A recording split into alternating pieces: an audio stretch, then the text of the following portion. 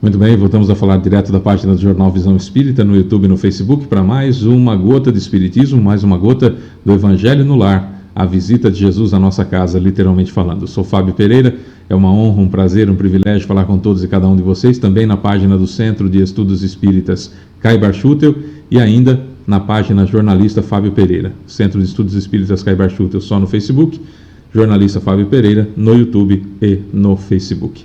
Seja muito bem-vindo, vamos fazer o nosso Evangelho no Lar. A gente faz o Evangelho no Lar completo. Você que tem dificuldade para ler em voz alta, você que tem dificuldade para explicar trechos do Evangelho, falando, mesmo que seja para as pessoas da sua família. Você que mora sozinho, você que é o único espírita da sua casa e tem dificuldade para fazer o Evangelho, então faz com a gente. Muitas famílias se reúnem, colocam o Evangelho no YouTube, na televisão, e aí fazem o Evangelho conosco, tá bom? Então nós vamos fazer completo a oração inicial. Na sequência, nós vamos para a leitura edificante. O livro que nós estamos utilizando é o livro Caminho, Verdade e Vida, de Emmanuel por Chico Xavier. Hoje caiu o item 66, Como Pedes, e depois a gente lê e explica, depois a gente vai para o Evangelho, Evangelho segundo o Espiritismo, esse aqui é o meu, da editora da ID, aqui, senão não vai dar para ver, aqui, ID, Instituto de Difusão Espírita. Caiu hoje o capítulo 5, Bem-aventurados os aflitos, o item é o 23, Os tormentos voluntários, assinado por Fenelon ou Fenelon, enfim.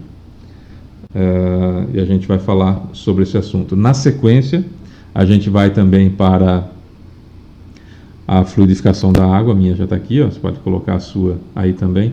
Vou colocar perto do celular porque o Fábio benze, eu não benzo nada, são os mentores que aí na sua casa vão fluidificar a água de acordo com o que você precisa, de acordo com as suas necessidades, tá bom? Então fique absolutamente tranquilo, que é assim que a banda toca, tá? Aí a gente faz a oração final, que já é a finalização, portanto, da fluidificação da água. Combinado então? Vamos fazer? Então vamos lá, comecemos o Evangelho no Lar. Como que a gente começa? Elevando o pensamento até Jesus. O que é isso? Pensar no rosto de Jesus como a gente imagina que ele seja, tá bom? Então vamos lá. Senhor Jesus, querido mestre e amigo, Deus Pai Todo-Poderoso, benfeitores espirituais, amigos mentores que nos acompanham, seu Calixto, Dona Zélia, seu João Leão Pita, seu Joaquim, seu Romeu, seu Alexandre, doutor Agripino, seu Otávio, meu guia espiritual, cumprimentando o Senhor, cumprimenta todos os demais, seu Caibar Schutel, sua equipe de Alvorada Nova, seu Bezerra de Menezes, seu Allan Kardec e seu Agostinho. Elevamos o nosso pensamento até o Senhor, Mestre, pedindo a sua ajuda, chamando a sua presença em meio a nós, invocando o seu nome para elevarmos ainda mais a nossa vibração, para que possamos fazer o melhor Evangelho no Lar possível, aproveitando cada instante a sua visita em meio a nós. Gostaríamos de já agradecer por isso, e também nos nossos 3 agradecimentos de sempre.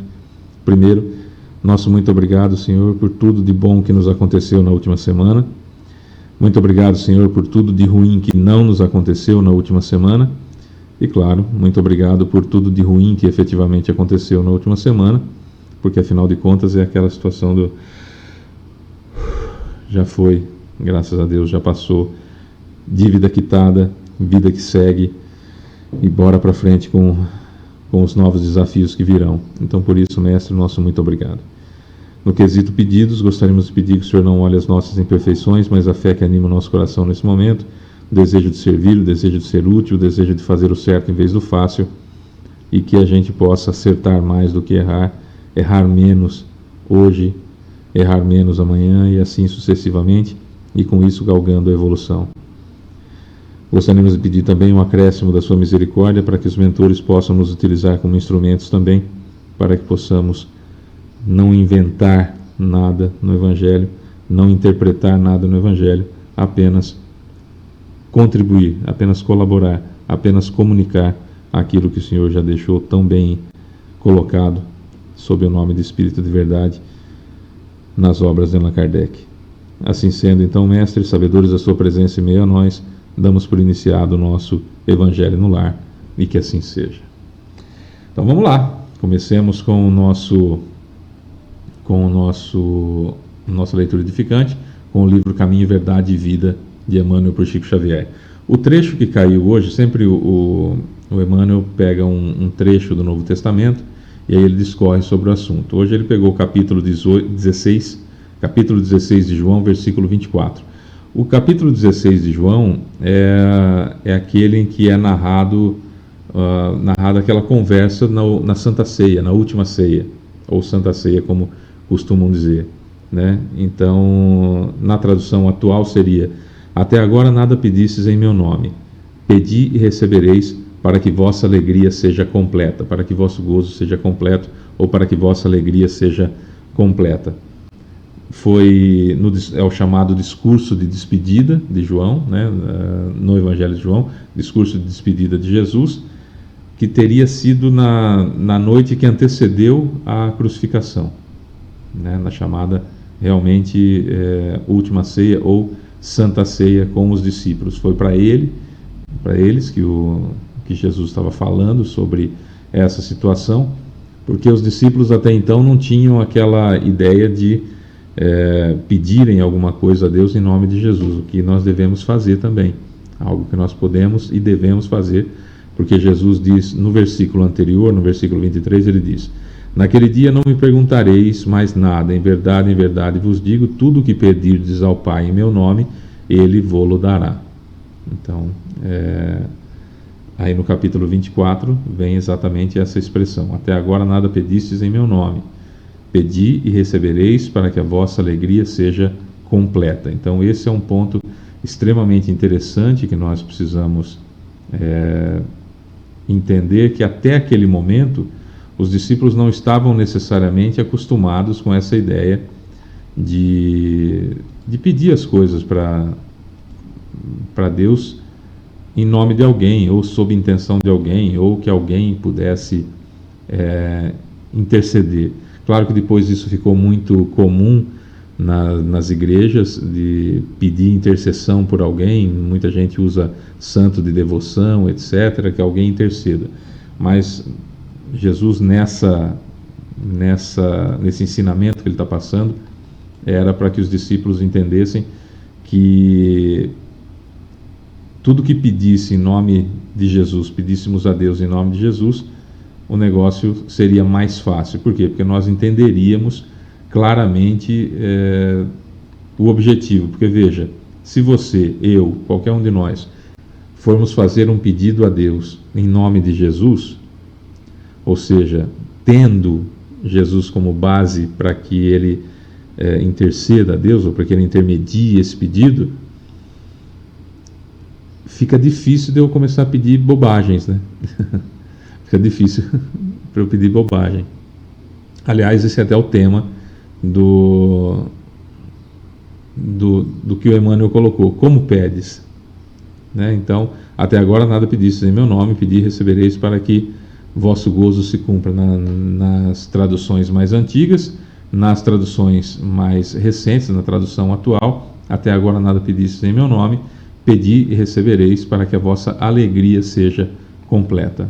A palavra aqui quer dizer mais ou menos a mesma coisa, certo? Então vamos lá. O que Emmanuel diz nesse item 66 do livro Caminho, Verdade e Vida: em muitos recantos encontramos criaturas desencantadas da oração. Em todo canto, qualquer lugar, nós vamos encontrar pessoas que estão desencantadas com a oração. Não prometeu Jesus a resposta do céu aos que pedissem em seu nome? Muitos corações permanecem desalentados porque a morte lhes roubou um ente amigo, porque desastres imprevistos lhes surgiram na estrada comum. Entretanto, repitamos, o Mestre Divino ensinou que o homem deveria solicitar em seu nome. Por isso mesmo, a alma que acredita, convicta da própria fragilidade, deveria interrogar a consciência sobre o conteúdo de suas rogativas ao Supremo Senhor no mecanismo das manifestações espirituais. Estará suplicando em nome do Cristo ou das vaidades do mundo? Reclamar em virtude dos caprichos que obscurecem os caminhos do coração é atirar ao divino sol a poeira das inquietações terrenas. Mas pedir em nome de Jesus é aceitar-lhe a vontade sábia e amorosa, é entregar-se-lhe de coração para que nos seja concedido o necessário. Somente nesse ato de compreensão perfeita do seu amor sublime encontraremos o gozo completo, a infinita alegria. Observa a substância de tuas preces. Como pedes? Em nome do mundo ou em nome do Cristo? Os que se revelam desanimados com a oração confessam a infantilidade de suas rogativas. Vou ler de novo esse parágrafo. Observa a substância de tuas preces. Como pedes? Em nome do mundo ou em nome do Cristo? Os que se revelam desanimados com a oração confessam a infantilidade de suas rogativas, de seus pedidos. Fábio, mas então como orar? Como pedir? Como rezar? Olha, não existe uma fórmula. Não existe uma fórmula. Quando pediram a Jesus, né, ou quando pedimos a Jesus, né, como orar, ele nos passou que poderia ser assim. E aí passou o Pai Nosso. O Pai Nosso ele é muito completo, muito complexo e faz com que nós raciocinemos. Pai Nosso que estás no céu, então nos traz uma igualdade perante as outras pessoas, porque é nosso, Pai Nosso que estás nos céus. Santificado seja o vosso nome, beleza, eu acho que isso nós temos como entender, santificado seja o vosso nome. Venha a nós o vosso reino, ou seja, eu quero que, peço, né, que o reino de Deus venha para nós. Venha a nós o vosso reino, ou seja, que nós tenhamos esse entendimento. Seja feita a vossa vontade, assim na terra como no céu. É um ato de submissão que muitos de nós não utilizamos, e aí a chamada de atenção de Emmanuel nesse texto é muito clara nesse sentido. Como pedes, venha a nós o vosso reino, seja feita a vossa vontade, assim na terra como no céu. Até se convencionou usar, quando uma pessoa é ingrata, que a gente diz assim: fulano só quer o venha a nós, o vosso reino nada. Não se sabe ao certo, eu pesquisei, mas não se sabe ao certo quem cunhou essa história, quem criou essa história, né? Fulano só quer venha a nós, não quer o vosso reino. No que diz respeito à oração, não faz o menor sentido, né? Isso a gente usa por uma tradição que a gente não sabe de onde veio, qual o objetivo que se criou essa frase, e muitos de nós ainda usamos. Fulano só quer venha a nós, não quer saber de vosso reino. Mas enfim, venha a nós o vosso reino. Eu estou pedindo a Deus que o reino divino esteja em meio de nós. Nós que somos espíritas, pedindo a Deus que nos ajude a entender que somos espíritos, embora encarnados. Não é que nós somos encarnados e temos um espírito. Até assisti uma palestra esses dias que o sujeito falava assim: porque o meu corpo e o meu espírito. Eu falava, mas quem sou eu? Não é? Como assim meu corpo e meu espírito? Eu, espírito, tenho um corpo e tenho um perispírito, aí tudo bem. Então, quando meu corpo dorme, eu, espírito, saio do corpo. Quando o meu corpo morre, eu, espírito, saio do corpo, né? E ele frisava bem isso: o meu corpo e o meu espírito. Eu falava, poxa vida, se eu tenho um espírito, se eu tenho um corpo, o que sou eu? Né? Fica um pouco estranho. Fábio, é uma maneira de colocar. Não é só uma maneira de colocar. No centro espírita nós precisamos entender o máximo possível, explicar o máximo possível, debater o máximo possível essa ideia. Eu sou espírito. Eu tenho um corpo espiritual, que Kardec chamou de perispírito, e tenho um corpo carnal, que é esse que vocês estão vendo. Mas eu sou espírito, então quando meu corpo morre, eu volto para o plano espiritual. Eu volto para o plano espiritual, não é meu espírito. né? O meu espírito vai encarnar noutra encarnação. Não, eu vou encarnar em outro corpo na próxima encarnação. Então, venha a nós o vosso reino. Que eu entenda que nós somos espíritos e estamos vivendo uma experiência carnal. Seja feita a vossa vontade, assim na terra como no céu. Aqui a gente é o ponto do estudo todo aqui que o Emmanuel está colocando. Esse é o ponto. Seja feita a vossa vontade, assim na terra como no céu. Tá, mas eu posso pedir para Deus me dar uma chance de fazer do meu jeito? Posso. Só temos que entender que nós pais, quando um filho pede para brincar com uma faca, que ele quer ficar correndo ou pulando amarelinha com uma faca na mão, a gente deixa? Eu quero brincar com uma serpente naja, cheia de veneno, eu quero brincar com ela. A gente deixa? Eu estou com fome. Em vez de dar um pedaço de pão, dou uma pedra para a criança comer. Então eu posso pedir para Deus, claro. Aí ele analisa se vai me atrapalhar, se não vai atrapalhar. E aí, se eu respeito, venha a nós o vosso reino, seja feita a vossa vontade, assim na terra como no céu. Então eu peço, como qualquer criança pediria, e aguardemos a resposta para ver se ele vai dar ou não.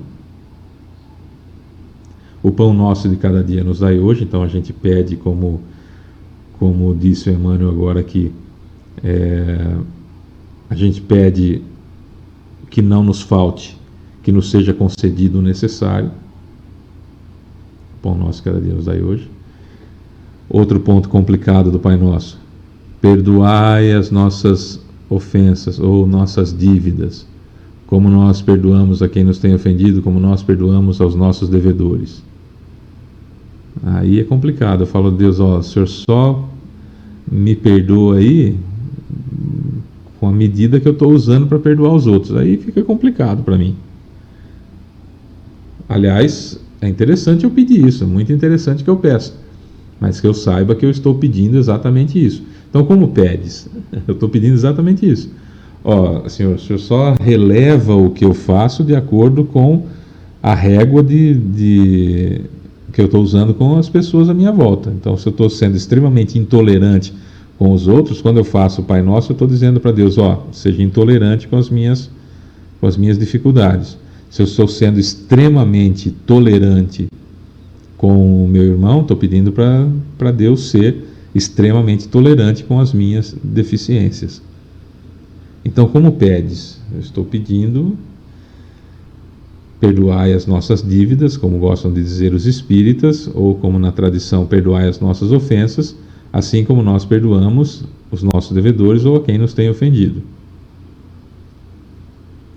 Mas livrai-nos do mal. Mas livrai-nos do mal. Aí algumas Bíblias têm, pois teu é o poder, a honra e a glória para sempre, outras não, enfim. Mas vamos na tradição. Mas livrai-nos do mal. Tá. Livrai-nos do mal. Quando eu não souber que é. Beleza, então tá certo. Tá certo de pedir isso. Livrai-nos do mal. Do mal que eu possa causar a mim, que os outros possam causar a mim, mas principalmente do mal que eu possa causar a mim. Esse é um ponto extremamente interessante. Então, se eu conseguir isso, ótimo, legal. Erros inéditos. É para esse livrai-nos do mal que nós estamos pedindo. Não erros viciosos, erros de vícios, erros que eu estou acostumado a praticar, que eu sei que é errado e continuo praticando porque me dá prazer, porque eu sou fraco em resistir à vontade de fazer, ou porque eu gosto mesmo e é assim mesmo, e eu vou fazer mesmo e não quero saber das consequências, não importa o motivo. Qualquer um de nós pode cometer erros voluntários. O livrai-nos do mal aqui é basicamente para os erros inéditos, aqueles que eu não sei que está errado. Aquele equívoco que eu cometi sem saber que ele era errado. A frase do Evangelho segundo o Espiritismo no capítulo 17 que eu uso bastante é: reconhece-se o verdadeiro espírita por sua transformação moral e pelos esforços que faz para domar suas más inclinações. Reconhece-se o verdadeiro espírita por sua transformação moral. E eu acrescento: descobriu que é errado, para de fazer. E pelos esforços que faz para domar suas más inclinações, luta todo dia, porque você vai ganhar, você vai perder, você vai ganhar, você vai perder, mas tem que lutar todo dia. Perdeu lutando, está valendo. Foi preguiçoso, vagabundo, sem vergonha e fez de conta, a sua consciência vai te acusar, a sua consciência vai te cobrar.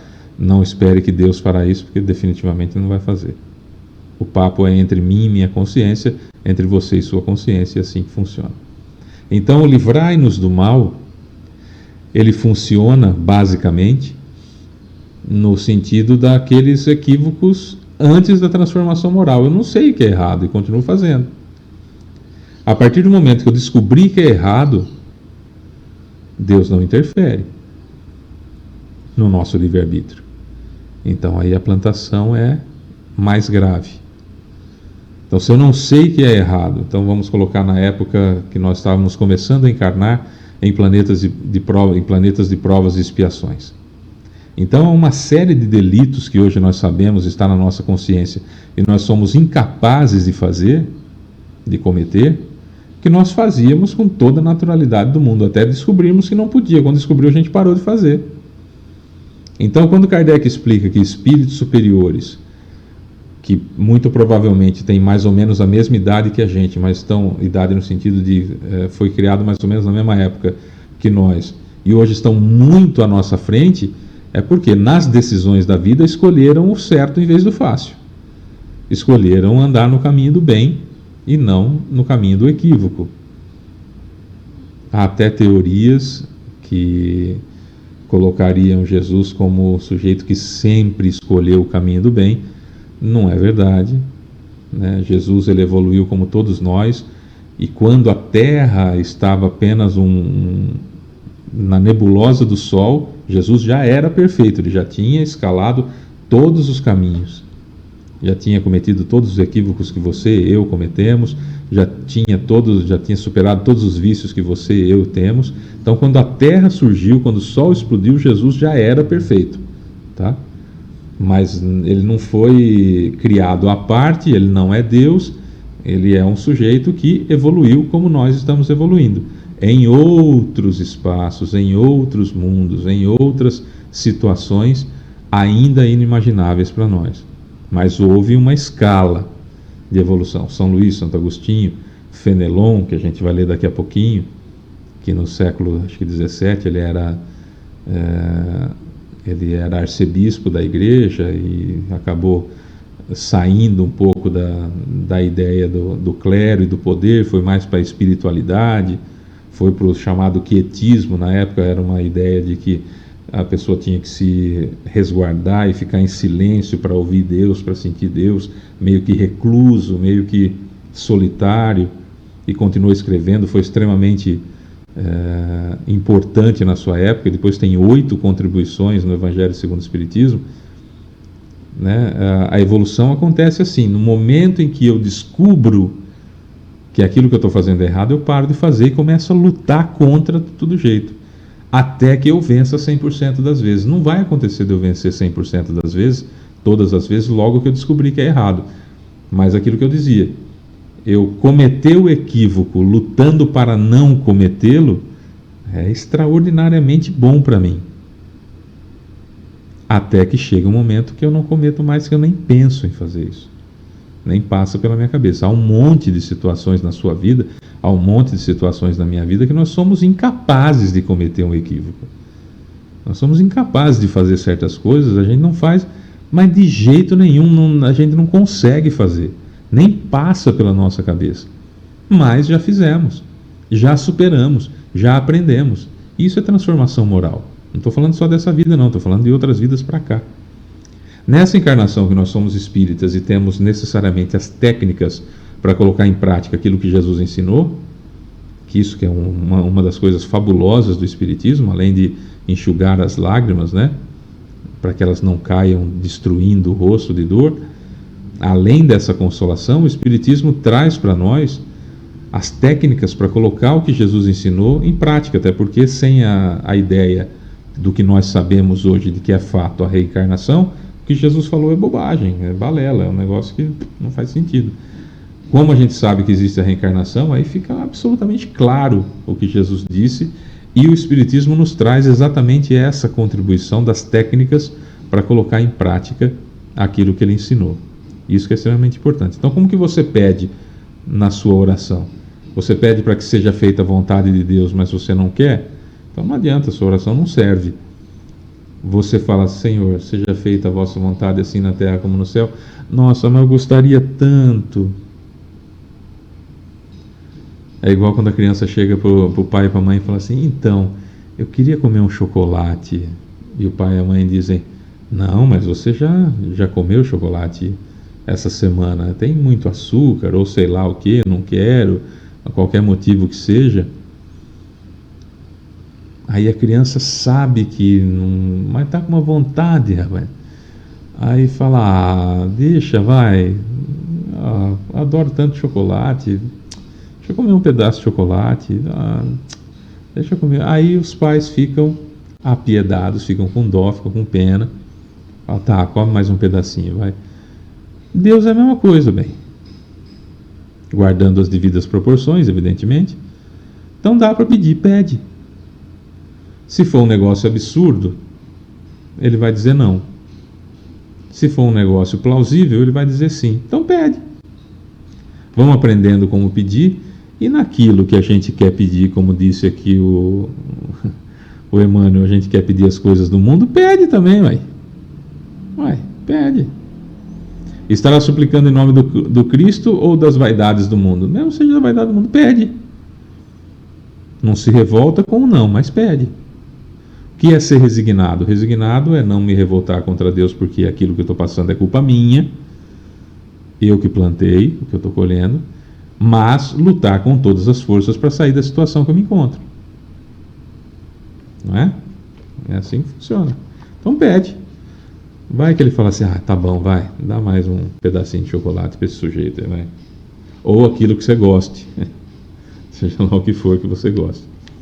O Fenelon, eu não sei a pronúncia correta, né, que deveria, que eu não falo francês, seria mais ou menos o Fenelon, uma coisa assim, Fenelon. Em Lyon, 1860, ele trouxe esse texto, Os Tormentos Voluntários. Ele foi arcebispo, foi ordenado sacerdote em 1675, com 24 anos, e ele desencarnou em 1715. Desencarnou em 1715. Deixa eu só pegar aqui que eu fiz um resumo que eu queria trazer para vocês aqui. E eu fiz um resumo sobre Fenelon. Ele era do alto clérigo católico, foi nomeado arcebispo de Cambrai, não chegou a cardeal, mas isso já o colocava em posição de destaque e influência na igreja. Educador da corte real, foi tutor do neto do Luís XIV, herdeiro do trono. Virou defensor de uma espiritualidade mais interiorizada, mística e voltada à comunhão com Deus pela contemplação, aquilo que eu falei sobre o quietismo. Por essas ideias ele foi duramente criticado e condenado pela Igreja Católica, perdeu o favor da corte e da Igreja institucional, não se converteu a outra religião, nem deixou de ser católico, mas passou a viver afastado do centro do poder, mantendo uma vida simples, espiritual e reflexiva como um arcebispo de Cambrai, ou Cambrai. Continuou escrevendo obras educacionais, filosóficas e espirituais, com ênfase no amor puro, desinteressado, caridade e humildade. No Espiritismo, ele participou do capítulo 5º, que a gente vai ler agora, Bem-aventurados os aflitos, no item Os Tormentos Voluntários. No capítulo 11, Amar ao próximo como a si mesmo, ele fala sobre o ódio. No capítulo 12, Amai os vossos inimigos, ele fala sobre a vingança. No capítulo 13, que a mão esquerda não saiba o que faz a direita, ele fala da beneficência. No capítulo 15, fora da caridade não há salvação, o item de Fenelon é necessidade da caridade segundo São Paulo. No capítulo 16, não se pode servir a Deus e a Mamon, ele fala sobre o emprego da riqueza. No capítulo 17, Sede Perfeitos, ele fala o item o homem de bem. Aliás, isso aqui é extraordinário. Quem sou eu para julgar o que o Fenelon escreveu, mas desculpem a prepotência, mas eu acho que é o melhor texto dele, o homem de bem, no capítulo 17. Capítulo 22, não separeis o que Deus uniu, ele fala sobre a indissolubilidade do casamento. Então são 8 textos só no Evangelho segundo o Espiritismo, desse espírito que desencarnou em 1715 e em 1861 já estava dando comunicações. A primeira dele foi em 1860, em Lyon, na França, o que Kardec colocou no capítulo 13, que a mão esquerda não saiba que faz a direita, o item A beneficência. Foi a primeira comunicação que Kardec colocou dele em 1860, certo? Esse é o Fenelon, o Fenelon, que nós vamos ler agora, os tormentos voluntários. O homem está incessantemente em busca da felicidade que lhe escapa sem cessar, porque a felicidade sem mescla não existe na terra. Entretanto, malgrado independentemente as vicissitudes que formam o cortejo inevitável desta vida, poderia pelo menos gozar de uma felicidade relativa, mas ele a procura, o homem, nas coisas perecíveis e sujeitas às mesmas vicissitudes, quer dizer, nos prazeres materiais, ao invés de a procurar nos prazeres da alma, que são um antegozo dos prazeres celestes imperecíveis. Em lugar de procurar a paz do coração, única felicidade real desse mundo, é ávido de tudo aquilo que pode agitá-lo e perturbá-lo. E, coisa singular, parece criar propositadamente tormentos que não cabe senão a ele evitar. Haverá maiores tormentos que aqueles causados pela inveja e o ciúme? Para o invejoso e o ciumento não há repouso, estão perpetuamente em febre. O que eles não têm e o que os outros possuem lhes causam insônia. Os sucessos dos seus rivais lhes dão vertigem. Sua emulação não se exerce senão para eclipsar seus vizinhos. Toda sua alegria está em excitar nos insensatos como eles a cólera do ciúme de que estão possuídos. Pobres insensatos, com efeito, que não sonham que talvez amanhã lhes será preciso deixar todas essas futilidades cuja cobiça envenena a sua vida. Não é a eles que se aplicam essas palavras: bem-aventurados os aflitos, porque serão consolados. Não, não. Porque seus cuidados não são daqueles que têm compensação no céu. De quantos tormentos, ao contrário, se poupa aquele que sabe se contentar com o que tem, que vê sem inveja o que não tem, que não procura parecer mais do que é. Ele está sempre rico porque se olha abaixo de si em lugar de olhar acima. Verá sempre pessoas que têm menos ainda fazendo isso. Esse sujeito é calmo porque não cria para si necessidades quiméricas e a calma no meio das tempestades da vida não será uma felicidade? Fenelon, Lyon, 1860. Então veja, tormentos voluntários. Acho que todos nós criamos. Pedimos os tormentos voluntários nas nossas orações, buscamos os tormentos voluntários pela busca incessante do supérfluo. Cada um de nós vai ter uma desculpa para dar acerca da necessidade do supérfluo. Claro que de tempos em tempos o que é supérfluo muda e muda bastante. Quando eu era criança havia um monte de coisas que eram supérfluas. Hoje, evidentemente, várias dessas coisas não são mais. para muita gente, hoje, várias e várias coisas são supérfluas e outras já deixaram de ser, que eram há alguns anos. Hoje um smartphone, por exemplo, não é supérfluo. Foi, logo que surgiu. Porque logo que surgiu era para ostentação. O celular, quando surgiu, era para ostentação. Lembra daquelas pessoas que andavam com aquele tijolão pendurado na cintura para mostrar? Aquilo custava uma fortuna, servia para pouca coisa, fazia-se quase nada, basicamente atender ligações, mas as pessoas que ligavam eram muito rápido, evitavam de ligar porque custava muito caro, e usá-lo também custava muito caro, enfim, era um objeto de ostentação. Hoje não. Hoje a gente se pergunta, né, pessoas mais velhas como eu, por exemplo, se perguntam como que fazia sem celular, né? Na adolescência, nossa, como que ficavam os pais sem saber onde a gente estava, né? Com quem que estava, o que estava acontecendo, né?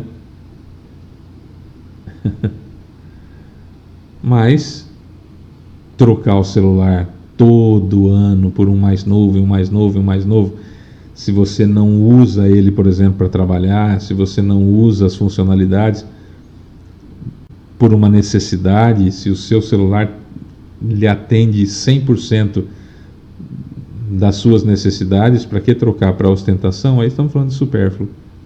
Agora, se você usa para trabalho, por exemplo, aí não é supérfluo. Aí é um investimento em material de trabalho, em ferramenta mais aperfeiçoada para trabalho. Então, hoje é possível de se analisar supérfluo e não supérfluo. Por que é que eu compraria, agora usando uma frase do professor Leandro Carnal, quando ele discorre muito bem sobre a inveja, e ele chama a inveja de um pecado envergonhado, né? Por que é que uma pessoa compra uma Ferrari, por exemplo? Compra uma Ferrari para investimento? Talvez sim, talvez não, porque quando tira da concessionária já perde preço. Então, não é? Vai gastar com seguro, mas mesmo se o seguro cobrir, ela já vai perder a originalidade por um acidente ou algo que o valha. Então, para investimento, não sei necessariamente se é um investimento para ser feito. É pelos atributos que a Ferrari tem, atributos tecnológicos, atributos mecânicos? Não necessariamente. Se você pegar hoje um carro da BYD, um carro da GWM, tem muito mais recursos tecnológicos do que uma Ferrari. Muito mais recursos tecnológicos do que uma Ferrari. Mas a Ferrari é para eu, talvez, ostentar, talvez mostrar para o outro, causar inveja no outro, mostrar que eu sou melhor do que o outro, mas se eu preciso que algum bem meu mostre que eu sou melhor do que o outro, me tirando esse bem, eu não sou, não é? Então, eu não sou. Eu não sou. O mesmo Leandro Carnal diz: por que você não usa as louças e os guardanapos e os copos com a sua família? Tem que deixar o melhor para as visitas. Então significa dizer que se você não tiver uma porcelana tal, uns talheres tais, uns copos tais, aquela visita não vai na sua casa? Então significa que aquela visita vai na sua casa para usar os seus bens e não para estar em sua companhia. Então está na hora de olhar um pouco diferente para aquilo que eu tenho em contraste com aquilo que eu sou. Deu para perceber mais ou menos onde eu quero chegar? Por que é que uma pessoa se interessa pela outra? Por que é que essa mulher está comigo? Por que é que esse homem está comigo? Fábio, eu estou namorando um sujeito e ele está comigo por causa do meu coração. ok? O seu coração é belo, mas você tem uma beleza física dos padrões atuais condizente, você tem uma situação financeira estável, você vem de uma família nobre, então é só do seu coração que ele está interessado. Nós normalmente não fazemos esse tipo de comparação porque a gente não quer ver talvez a verdade do porquê que alguém está interessado por mim. Qual o ganho, por exemplo, que uma pessoa tem em ser minha amiga? Gosta de estar ao meu lado porque eu sou uma pessoa agradável? Ótimo, bacana, extraordinário. Gosta de estar ao meu lado porque eu sou a pessoa que aconselha, porque eu sou a pessoa que ajuda, porque eu sou a pessoa que está sempre à disposição, que pode contar comigo em todas as situações? Então, está comigo pelo que eu represento e não pelo que eu sou. Muitos de nós não fazemos esse tipo de questionamento íntimo para talvez não ser confrontado, não descobrir uma realidade triste de que aquilo que nós representamos é o que é interessante para outra pessoa e não o que eu sou que é interessante para outra pessoa. De modo que se aproxima de mim na necessidade e se afasta de mim na bonança. O que pedes? Como pedes? Livrai-nos do mal, da má amizade, do mau relacionamento, do encontro tóxico de final de ano, que só faz mal, do mau emprego, dos maus colegas, do mal que eu possa causar a mim mesmo, dos infortúnios, dos tormentos voluntários que eu caço para mim. Por que eu vou arrumar um cachorrinho, um animalzinho de estimação?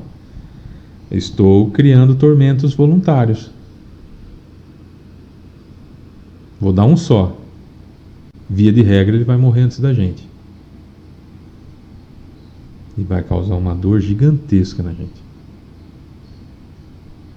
Ah, Fábio, mas não seria egoísmo eu me privar disso? Para me privar disso, não ter um animalzinho de estimação? Tenha um animalzinho de estimação, mas saiba que ele vai morrer.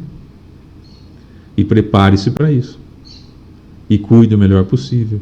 Não substitua um ser humano pelo cachorrinho. Não queira mudar a estrutura do universo dizendo que existe colônia para cachorro, dizendo que o cachorro desencarna e fica no canto da casa esperando uns par de meses até que você se desligue dele, que ele vai reencarnar e vai lembrar de você e vai ficar te procurando.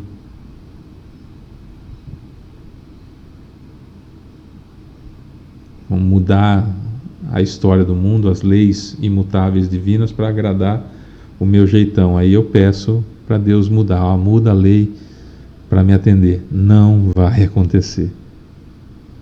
E eu estou trazendo apenas tormento para mim. Eu quero que Deus muda para fazer do meu jeito. Eu quero que o Espiritismo seja de outro jeito. Então eu adapto o Espiritismo à minha vida e falo, não, o Espiritismo tem que ser assim, desse jeito.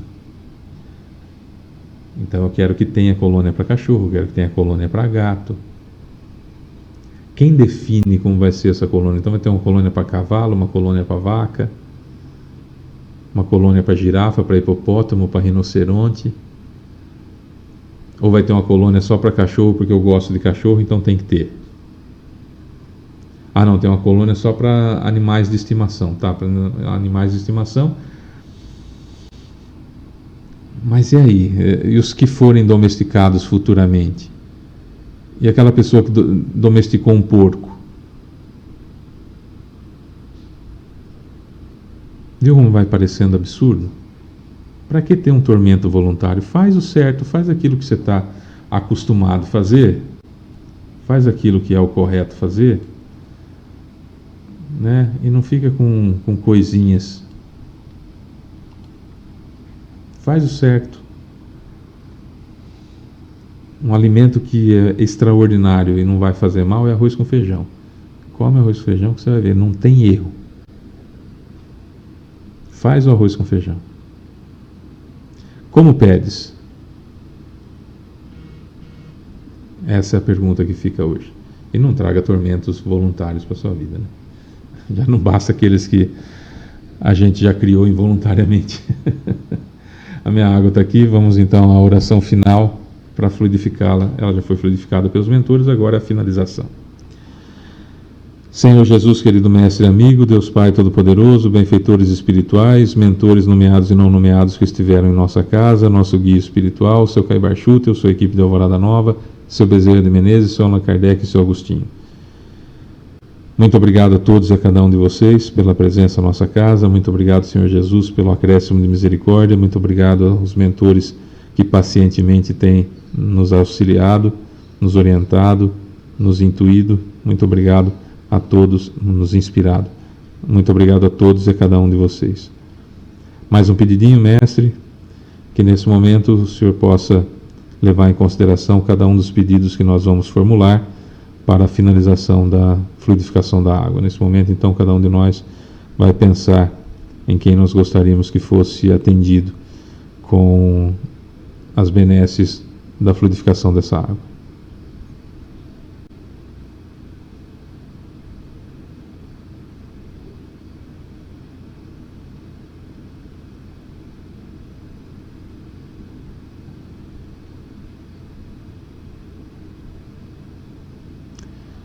Muito obrigado, mestre, pelo carinho, pela atenção, pelo acréscimo de misericórdia. E que assim seja. E a você que esteve conosco até agora, toda quarta-feira tem Evangelho no Lar, a visita de Jesus à nossa casa, que é gravado. Aí a gente disponibiliza toda quarta-feira. E no domingo, 10 horas da manhã, é ao vivo. Chama-se Bate-Papo sobre Espiritismo. Um beijo para você que fica. Até a próxima, se Deus quiser. Tchau para todos e cada um de vocês.